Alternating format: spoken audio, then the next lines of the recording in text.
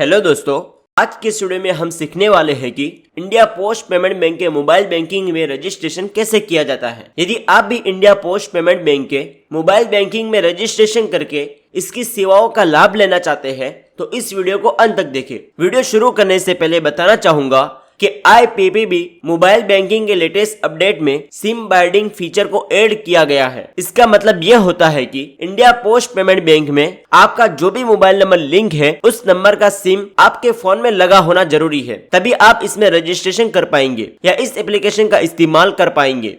इसलिए IPPB mobile banking में registration करने से पहले ध्यान रखिए कि आपका रजिस्टर्ड सिम आपके फोन में लगा हो। तो चलिए वीडियो शुरू करते हैं। तो सबसे पहले आप अपने फोन के प्ले स्टोर से IPPB मोबाइल बैंकिंग एप्लीकेशन को इंस्टॉल करें। एप्लीकेशन इंस्टॉल होने के बाद इसे ओपन करें। एप्लीकेशन ओपन होने के बाद आपसे लोकेशन का परमिशन मांगा जाता है, तो इस जगह While using the app वाले ऑप्शन को चूज करें। इस पर क्लिक करते ही आपसे नोटिफिकेशन का परमिशन मांगा जाता है, तो इस जगह भी अलाउ कर दे। नोटिफिकेशन का परमिशन देने के बाद कुछ इस तरह का इंटरफेस शो होता है, तो इस जगह लॉगिन नाउ वाले ऑप्शन पर क्लिक करें। लॉगिन नाउ पर क्लिक करते ही आपसे फोन कॉल्स का परमिशन मांगा जाता है, तो इस जगह अलाउ पर क्लिक करें। फोन कॉल्स का परमिशन देते ही एक नया पेज ओपन होता है जिसमें आपसे सिम चूज करने को कहा जाता है। यदि आपके फोन में 2 सिम कार्ड लगा हो तो इस जगह 2 सिम कार्ड शो करेगा, तो इस जगह आप उसी सिम को चूज करें जिसका नंबर आपके बैंक अकाउंट से लिंक है। और यदि आपके फोन में एक ही सिम कार्ड लगा हो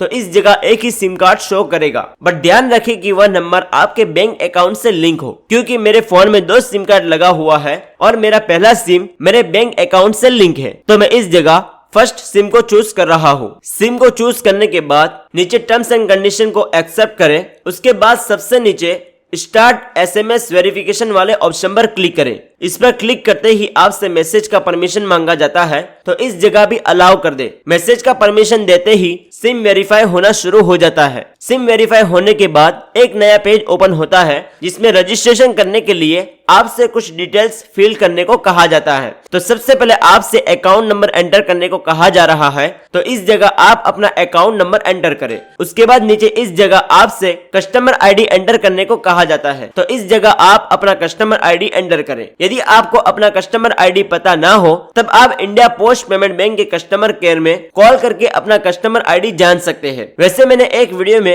3 तरीके से कस्टमर ID पता करने का तरीका बताया है, इसका लिंक मैं डिस्क्रिप्शन में डाल दूंगा। आप उस वीडियो को देखकर भी अपना कस्टमर ID पता कर सकते हैं। कस्टमर ID पता करने के बाद इस जगह आप अपना कस्टमर ID एंटर करें। उसके बाद आप इस जगह अपना डेट ऑफ बर्थ को चूज करें। इसके लिए सिंपली इस जगह कैलेंडर वाले ऑप्शन पर क्लिक करें। उसके बाद कैलेंडर ओपन होता है, तो इसमें आप अपना डेट ऑफ बर्थ चूज कर ले। डेट ऑफ बर्थ चूज करने के बाद इस बॉक्स में आपका डेट ऑफ बर्थ एंटर हो जाता है। उसके बाद इस जगह आपका रजिस्टर मोबाइल नंबर शो होता है, तो इस जगह सारे डिटेल्स को फिल करने के बाद नीचे रजिस्टर वाले ऑप्शन पर क्लिक करें। रजिस्टर पर क्लिक करते ही एक नया पेज ओपन होता है जिसमें आपसे एम पिन सेट करने को कहा जाता है। एम पिन का इस्तेमाल इस एप्लीकेशन में लॉगिन करने के लिए किया जाता है। एम पिन बनाने से पहले बताना चाहूंगा कि एम पिन के लिए कुछ कंडीशन होती है, उसको ध्यान में रखकर ही आपको एक एम पिन बनाना है, तभी आप सक्सेसफुली एम पिन बना पाएंगे। तो एम पिन में आपकी डेट ऑफ बर्थ का कॉम्बिनेशन नहीं होना चाहिए और एम पिन में लगातार संख्या नहीं होना चाहिए, जैसे कि 1 2 3 या 2 3 4 5 ऐसे नहीं लिख सकते। मैं कुछ एग्जांपल दिखा देता हूँ, इस तरह का आप एम पिन बना सकते हैं। तो एम पिन बनाने के लिए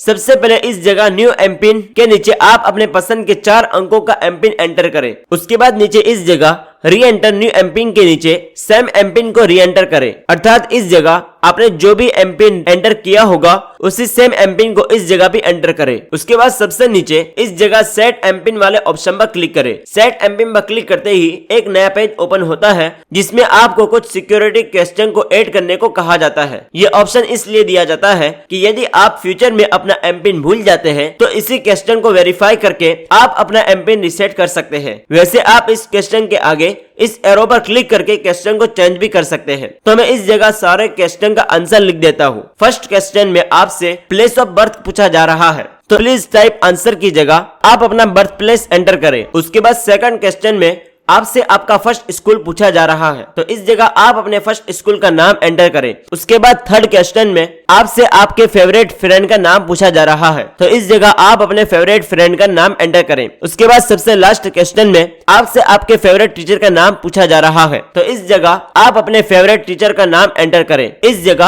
आप अपने अकॉर्डिंग सारे क्वेश्चन का आंसर फिल करें। सारे क्वेश्चन का आंसर फिल करने के बाद नीचे सबमिट वाले ऑप्शन पर क्लिक करें। सबमिट पर क्लिक करते ही एक नया पेज ओपन होता है जिसमें आपसे ओटीपी एंटर करने को कहा जाता है और आपके रजिस्टर्ड मोबाइल नंबर पर ओटीपी भेज दी जाती है। कुछ फोन में इस जगह ऑटोमेटिक ओटीपी फिल होकर वेरीफाई होना स्टार्ट हो जाता है।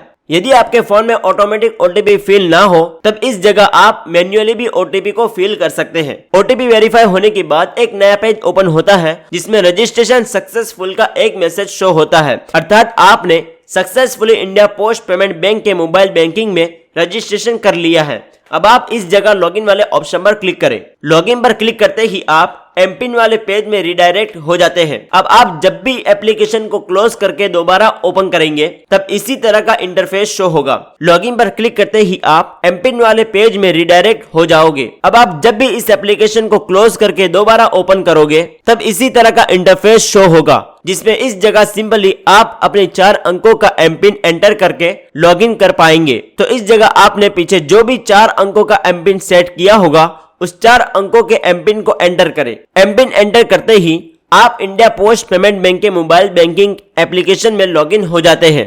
अब आप इसका इस्तेमाल कर सकते हैं। इस पेज में सबसे पहले तो इस जगह अकाउंट होल्डर का नाम शो होता है। उसके बाद नीचे इस जगह अकाउंट नंबर और उस पर अवेलेबल बैलेंस शो होता है और नीचे कुछ फीचर्स दिखाए जाते हैं।